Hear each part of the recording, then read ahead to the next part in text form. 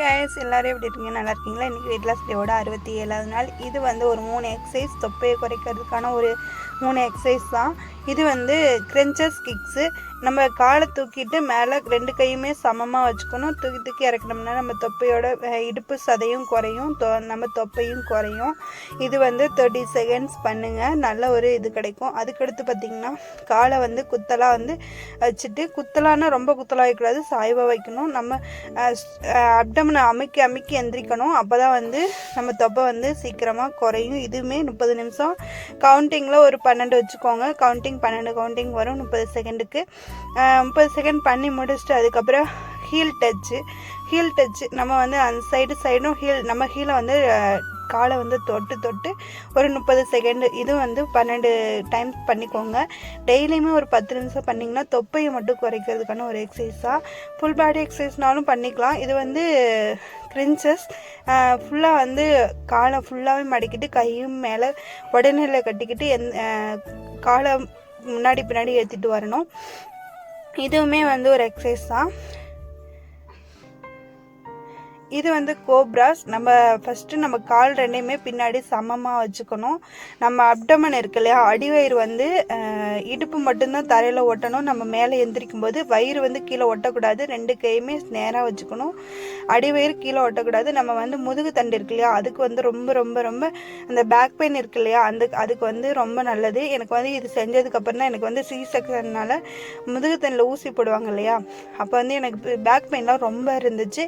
இந்த எக்ஸசைஸ் பண்ணதுக்கப்புறம் எனக்கு வந்து ரொம்ப ஹெல்ப்ஃபுல்லாகவும் இருந்துச்சு. எந்த ஒரு வலியுமே இல்லை இன்ன வரைக்குமே. ஒரு சிலர் சொல்லுவாங்க எனக்கு பேக் பெயினாக இருக்குது அப்படின்ட்டு.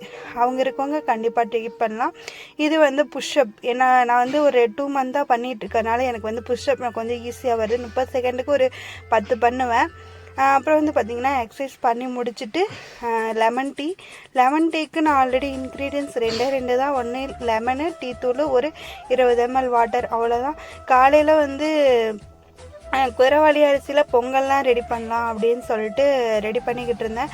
அதுக்கு வந்து 1 கப் அரிசி, 3/4 கப்பு பாசிப்பயிறு சேர்த்து நான் வந்து குண்டானில் தான் வைக்க போகிறேன். குக்கரில் வைக்கலாம். நான் ஃபஸ்ட்டு குக்கரில் வச்சுருந்தது ஒரு மாதிரி இருந்துச்சு. தண்ணி பற்றாமல் போயிட்டு, தண்ணி பற்றலையா என்னன்னு தெரியல, அது ஒரு மாதிரி இருந்துச்சு. அப்போ சரின்ட்டு நான் வந்து குண்டாண்டே கழுவி ஒரு 10 நிமிஷம் வேக விட்டால் சூப்பராக வந்து வெந்துருச்சு. அப்புறம் வந்து கையோடு அது வெந்துட்டு இருந்துச்சு. நான் வந்து இந்த கொஞ்சம் க்ளீன் பண்ண வேண்டியது இருந்துச்சு. இந்த வெங்காயம் கூட சருகெல்லாம் அந்த செல்ஃப் ஃபுல்லாக ஆகி கிடந்துச்சு. ஃபுல்லாக அதையுமே நல்லா வந்து இந்த கூடைக்கு வந்து ஒரு கவர் மேலே வந்து பத்திரிக்கை இருந்துச்சு, அதை வந்து போட்டு விட்டு, வெங்காயத்துக்கு போடலை, பூண்டுக்கும் இதுக்கு மட்டும் போட்டு விட்டேன். பெரிய வெங்காயத்துக்கு மட்டும். சின்ன வெங்காயத்துக்கு காத்தோட்டமாக இருந்தால் தான் கெட்டு போகாமல் இருக்கும். அதனால் ஃபுல்லாகவே க்ளீன் பண்ணி முடிச்சுட்டேன். என்னோடய வெயிட் லாஸ் ஜேர்னி நான் அவங்களோட ஷேர் பண்ணலான்னு இருக்கேன். என்னோடய வெயிட் லாஸ் ஜேர்னி ஃபஸ்ட்டு வந்து நான் வந்து எத்தனை கிலோ இருந்தேன்னா, பாப்பா வந்து ப்ரெக்னன்சி டைமில், அதாவது பாப்பா ஒரு 3 மந்தில் தான் எனக்கு கன்ஃபார்ம் அப்படி தெரிஞ்சுது. அப்போ வந்து என்னோடய வெயிட் வந்து பார்த்திங்கன்னா 84 இருந்தேன். 84 கிலோ இருந்தேன். 84 கிலோவுக்கு நான் வந்து கல்யாணம் ஆகும்போது வந்து 60 கிலோ தான் இருந்தேன். அந்த 3 மாதத்தில் எனக்கு வந்து மெடிசன், குளுக்கோஸ் அப்படின்னு போடுறப்போ எனக்கு வந்து வெயிட் வந்து கூட ஆரம்பிச்சிருச்சு.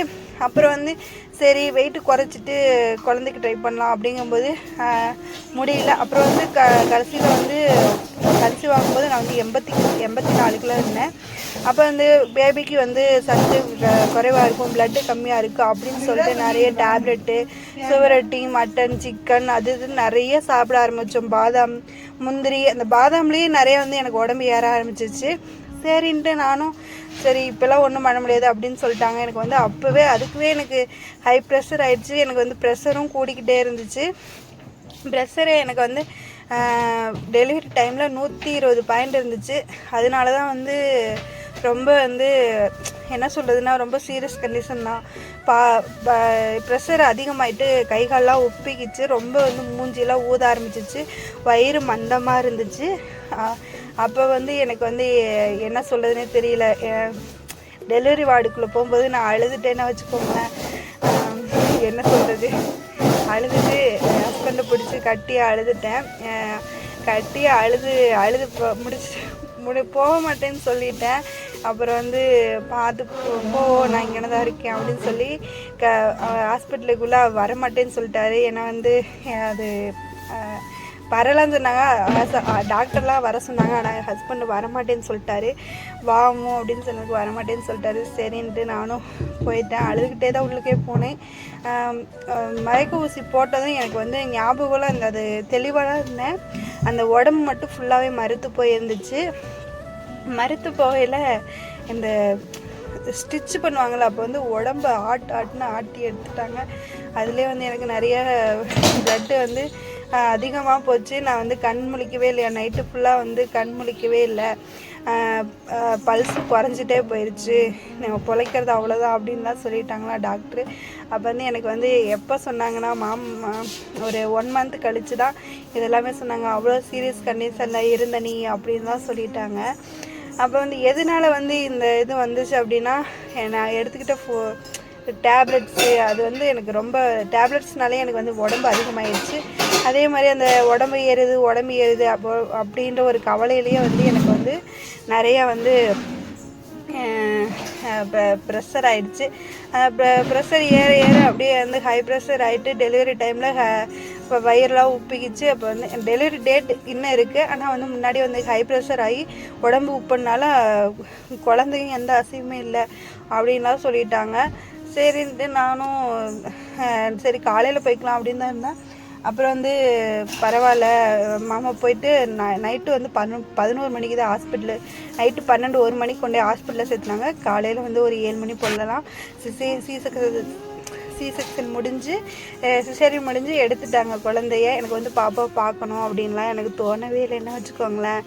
அப்புறம் வந்து எனக்கு ரொம்ப ரொம்ப குழந்தைய பெற்றதாய் யாராவது பார்க்க முடியலன்னு சொல்லுவாங்களே. ஏன்னா வந்து எனக்கு ஃபஸ்ட்டு என் ஹஸ்பண்டு தான் பார்க்கணும் அப்படின்னு தோணுச்சு. ஆனால் நீங்கள் எப்படி வேணாலும் எடுத்துக்கலாம். அது ஹஸ்பண்ட் வந்து எனக்கு ஹஸ்பண்டை தான் ஃபஸ்ட்டு பார்க்கணும் அப்படின்ட்டு எனக்கு முதல்ல எனக்கு அதிக ஒரு பாசம் வச்ச ஒரே ஆள் அவர் தான். அதனால் வந்து அவர் தான் பார்க்கணுன்னு நினச்சேன். அப்புறம் வந்து பாப்பாவை பார்த்தேன். பாப்பா வந்து 2 நாள் கழிச்சு தான் நான் கண்ணை முழிச்சுன்னா வச்சுக்கோங்களேன். அப்புறம் வந்து இதெல்லாம் நடந்து முடிஞ்சிட்டு வெயிட் லாஸ்க்கு ட்ரை பண்ணேன். 7 மாதம் கழித்து தான் ட்ரை பண்ணேன். அப்புறம் வந்து இதெல்லாம் செஞ்சு முடிச்சுட்டு குதிரைவாலி அரிசியில் பொங்கல், சாம்பார், தக்காளி சாம்பார் எல்லாமே ரெடி பண்ணிவிட்டு இன்றைக்கி முருங்கைக்கீரை ஜூஸ் குடிச்சிருந்தேன். முருங்கைக்கீரை ஜூஸு 2வது நாள் இன்றைக்கி வெயிட் லாஸோட சேலஞ்சு.